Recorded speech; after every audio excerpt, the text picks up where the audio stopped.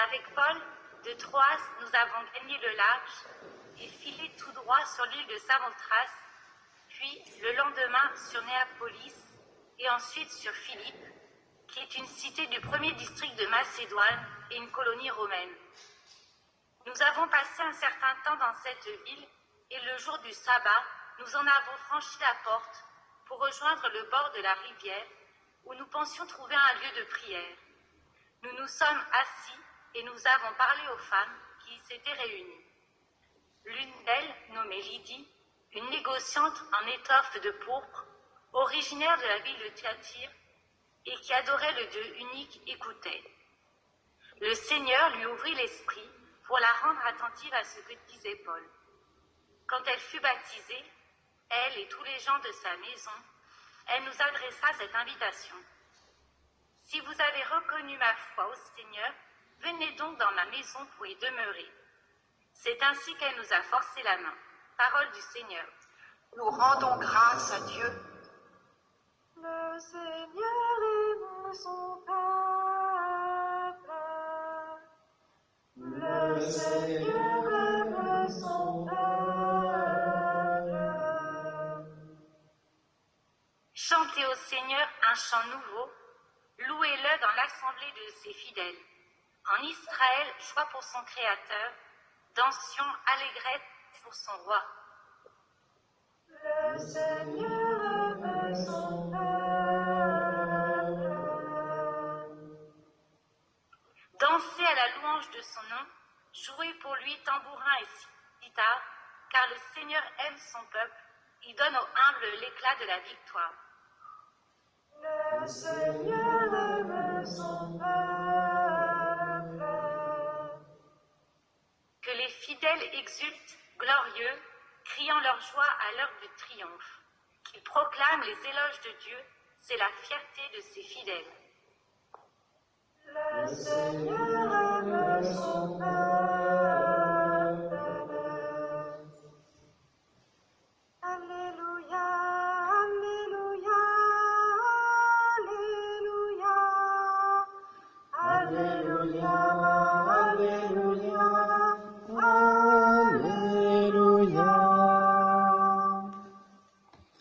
L'Esprit de vérité rendra témoignage en ma faveur, dit le Seigneur, et vous aussi, vous allez rendre témoignage. Alléluia, Alléluia. Le Seigneur soit avec vous. Et avec votre esprit. Évangile de Jésus-Christ selon saint Jean. Gloire à toi, Seigneur. En ce temps-là, Jésus disait à ses disciples, « Quand viendra le défenseur que je vous enverrai d'auprès du Père, lui, l'Esprit de vérité qui procède du Père, il rendra témoignage en ma faveur. Et vous aussi, vous allez rendre témoignage, car vous êtes avec moi depuis le commencement. Je vous parle ainsi pour que vous ne soyez pas scandalisés. On vous exclura des assemblées. Bien plus, l'heure vient où tous ceux qui vous tueront s'imagineront qu'ils rendent un culte à Dieu. Ils feront cela parce qu'ils n'ont connu ni le Père ni moi. Eh bien, voici pourquoi je vous dis cela. Quand l'heure sera venue, vous vous souviendrez que je vous l'avais dit. » Acclamons la parole de Dieu. Louange à toi, Seigneur Jésus.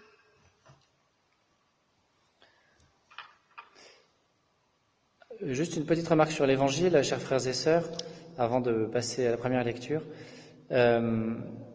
Vous savez, quand on dit dans le credo « Je crois en l'Esprit Saint » qui procède du Père et du Fils, eh bien, le mot grec, pour signifier cela, il est dans ce texte. Il est tiré de Saint Jean, chapitre 15, verset 26. « L'Esprit de vérité qui procède du Père ». Ce qui a donné toute la querelle entre les orthodoxes et nous, les catholiques, puisque dans le texte, il y a écrit qu'il procède du Père, et nous, on dit qu'il procède du Père et du Fils. Voilà, pour ceux que ça intéresse, sur Internet, vous trouverez des tas d'explications théologiques passionnantes sur la question. N'hésitez pas, ça fait partie de la formation des chrétiens, à creuser cette question intéressante. Pourquoi est-ce que nous disons une chose différente des orthodoxes? Est-ce que nous voulons dire quelque chose de différent? Bref, venons-en à la première lecture. Moi, j'aime beaucoup Lydie. J'ai une affection particulière pour cette femme qui n'apparaît que là, hein, dans les Actes des Apôtres.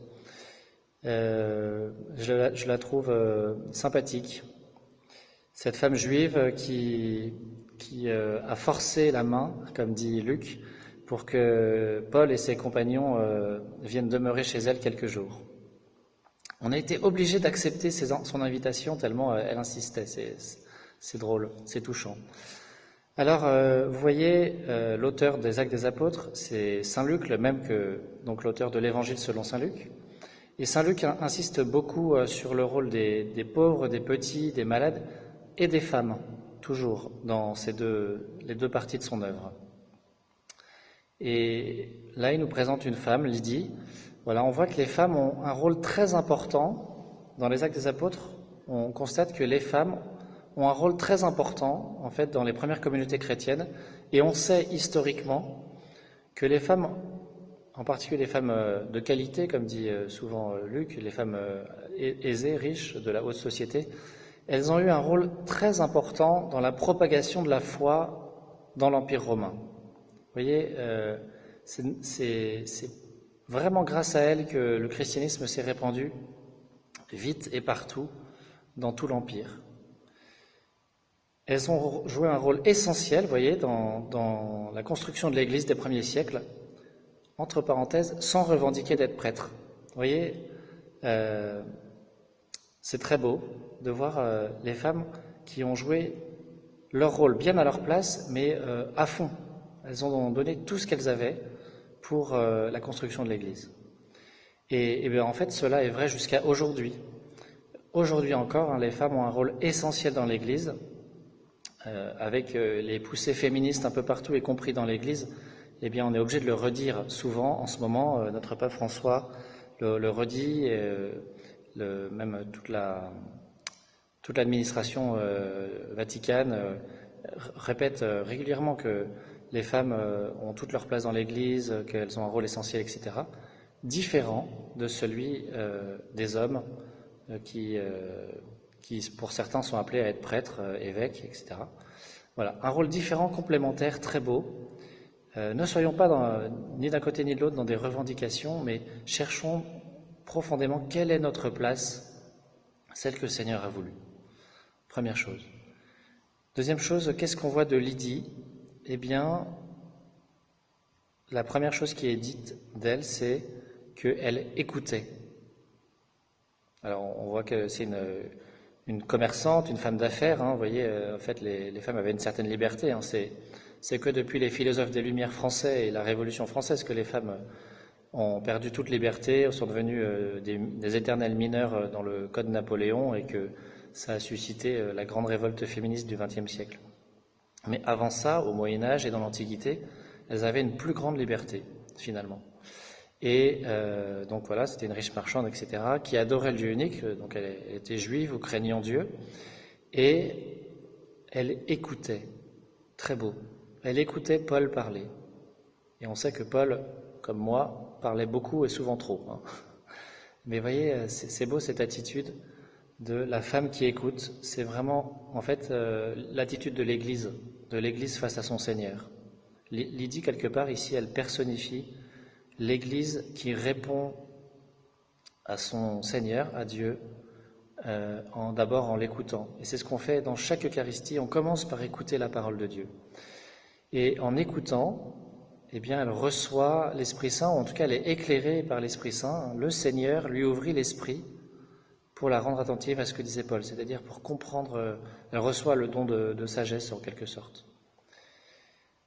Voilà, comme nous le répète souvent l'Écriture, l'écoute, c'est, je ne sais pas comment dire, le fondement, la racine de la foi. La foi, elle se greffe sur l'écoute. Et nous, on est dans une société beaucoup plus dans le visuel, on se bourre, on se gave d'images, beaucoup trop, qui en fait contraignent notre imagination, nous impose des façons de comprendre et de voir, en fait, et on n'écoute plus tellement. Alors, contemplons aujourd'hui Lydie Lydie qui écoute Paul est donc Dieu. Et une fois qu'elle s'est mise à l'écoute du Seigneur, qu'elle a reçu l'Esprit Saint, eh bien, elle est baptisée, et puis aussitôt sa foi, sa grande foi, née de son écoute, eh bien, se met en acte, c'est-à-dire à travers des actes de charité. Et Lydie, vous voyez, qui a des moyens, elle est assez aisée grâce à son commerce, eh bien, elle doit avoir une grande maison, des serviteurs, tout ça, eh bien, elle met tout ce qu'elle a au service de l'Évangile. Elle met tous ses talents au service de sa foi, c'est-à-dire avec quel est son plus grand talent, visiblement, d'après ce que dit Luc, c'est l'hospitalité, l'accueil. Elle a peut-être un charisme pour ça, d'où la petite remarque de Luc, assez amusante. Et bien, elle met tout ce qu'elle a au service du Seigneur, c'est-à-dire des envoyés du Seigneur. Voilà, moi je trouve que c'est une figure magnifique à contempler, qui peut nourrir notre méditation d'aujourd'hui. Amen.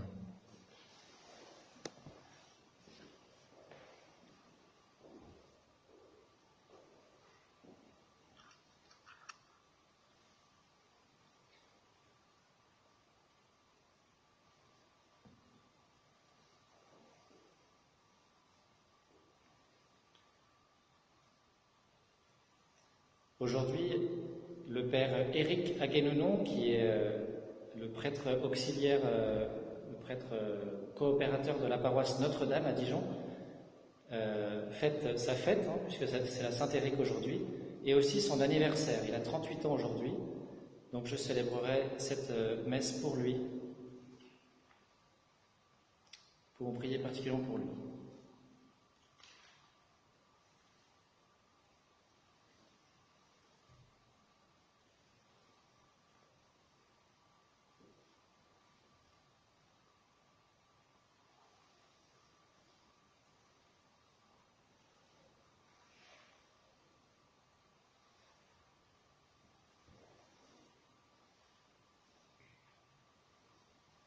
Tu es béni, Dieu de l'univers, toi qui nous donnes ce pain, fruit de la terre et du travail des hommes, nous te le présentons, il deviendra le pain de la vie.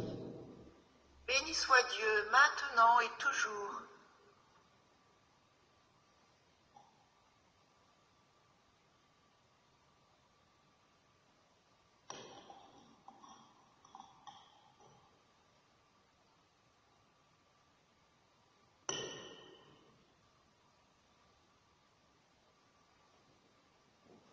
Tu es béni, Dieu de l'univers, toi qui nous donnes ce vin, fruit de la vigne et du travail des hommes, nous te le présentons, il deviendra le vin du royaume éternel.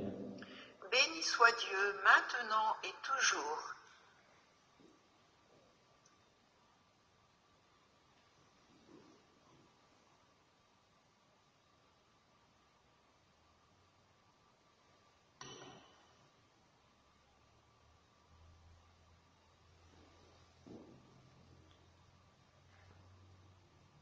Prions ensemble au moment d'offrir le sacrifice de toute l'Église.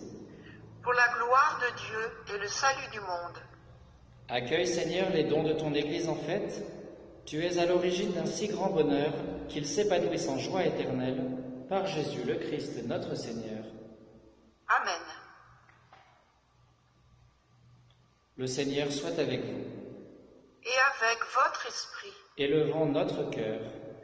Nous le tournons vers le Seigneur. Rendons grâce au Seigneur notre Dieu. Cela est juste et bon. Vraiment, il est juste et il est bon de te glorifier, Seigneur, en tout temps, mais plus encore en ces jours où le Christ, notre Pâque, a été immolé. Grâce à lui se lèvent des enfants de lumière pour une vie éternelle, et les portes du royaume des cieux s'ouvrent pour accueillir les croyants. Oui, nous te rendons gloire, car sa mort nous affranchit de la mort, et dans le mystère de sa résurrection, chacun de nous est déjà ressuscité. C'est pourquoi le peuple des baptisés, rayonnant de la joie pascale, exulte par toute la terre, tandis que les anges dans le ciel chantent sans fin l'hymne de ta gloire. Sanctus, Sanctus Dominus, Sanctus, Sanctus Dominus, Deus Sabaoth. Benedicere aeterna, gloria tua. Hosanna, Hosanna, excelsis, benedictus qui venit in nomine Domini, Hosanna, Hosanna, in excelsis.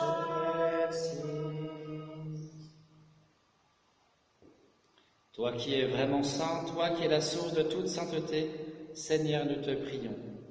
Sanctifie ces offrandes en répandant sur elles ton esprit, qu'elles deviennent pour nous le corps et le sang de Jésus le Christ notre Seigneur. Au moment d'être livré et d'entrer librement dans sa passion, il prit le pain. Il rendit grâce, il le rompit et le donna à ses disciples en disant : « Prenez et mangez-en tous, ceci est mon corps livré pour vous. »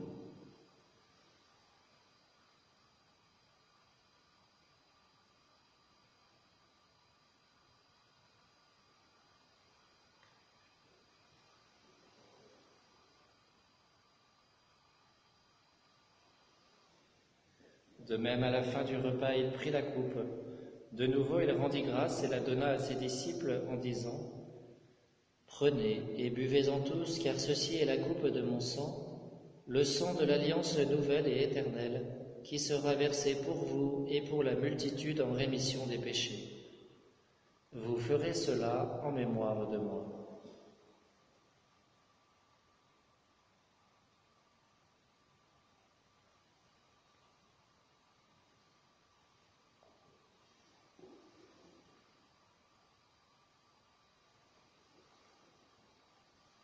Proclamons le mystère de la foi. Gloire à toi qui étais mort, gloire à toi qui es vivant, notre Sauveur et notre Dieu. Viens, Seigneur Jésus. Faisant ici mémoire de la mort et de la résurrection de ton Fils, nous t'offrons, Seigneur, le pain de la vie et la coupe du salut, et nous te rendons grâce, car tu nous as choisis pour servir en ta présence. Humblement, nous te demandons qu'en ayant part au corps et au sang du Christ, nous soyons rassemblés par l'Esprit Saint en un seul corps. Souviens-toi, Seigneur, de ton Église répandue à travers le monde. Fais-la grandir dans ta charité avec le pape François, notre évêque Roland et tous ceux qui ont la charge de ton peuple.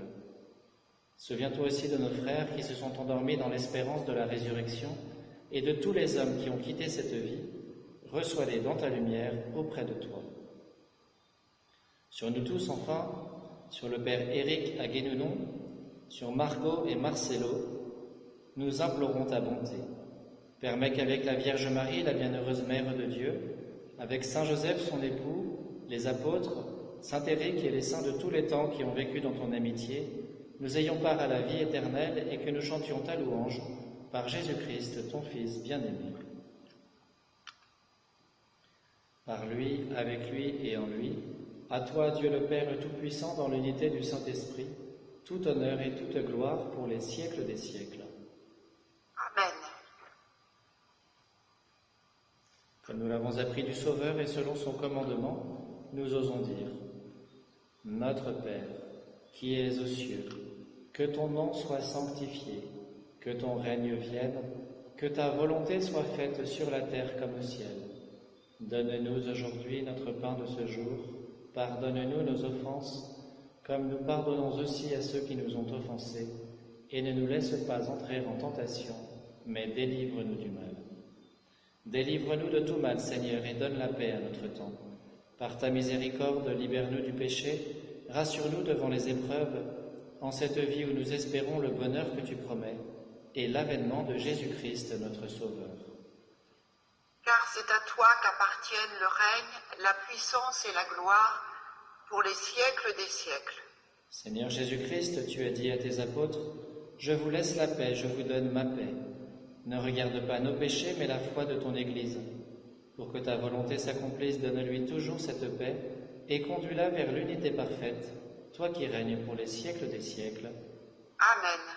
Que la paix du Seigneur soit toujours avec vous. Et avec votre esprit. Agnus Dei, qui tollis peccata mundi, miserere nobis, miserere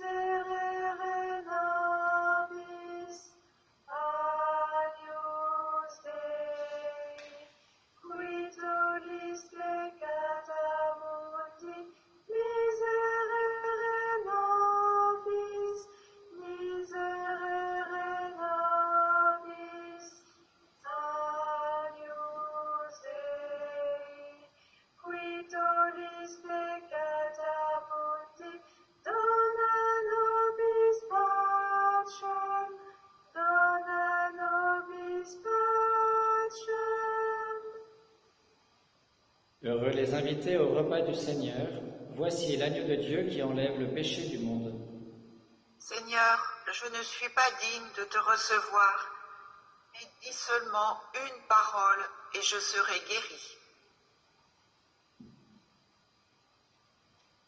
À tes pieds, ô mon Jésus, je m'incline et je t'offre le repentir de mon cœur contrit qui s'abîme dans son néant et ta sainte présence. Je t'adore dans le saint sacrement de ton amour, désireux de te recevoir dans la pauvre demeure que mon cœur t'offre. En attente du bonheur de la communion sacramentelle, je veux te posséder en esprit. Viens à moi, ô mon Jésus, pour la vie et pour la mort. Que ton amour enflamme tout mon être, pour la vie et la mort. Je crois en toi, j'espère en toi, je t'aime. Ainsi soit-il.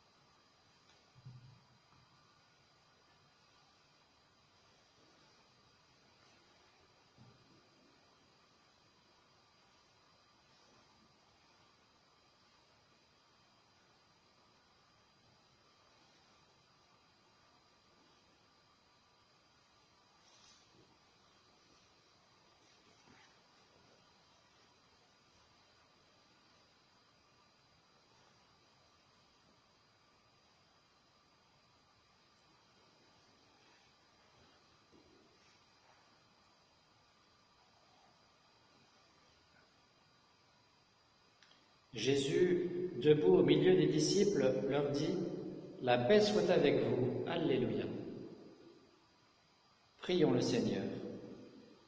Regarde avec bonté, Seigneur, le peuple que tu as rénové par tes sacrements. Accorde-nous de parvenir à la résurrection bienheureuse, toi qui nous as destinés à connaître ta gloire, par Jésus le Christ notre Seigneur. Amen. Le Seigneur soit avec vous.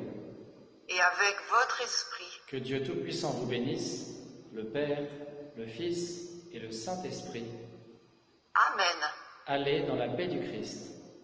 Nous rendons grâce à Dieu. Regina Celi letare, Alleluia. Quia quem mero isti partare, Alleluia. Resurrexit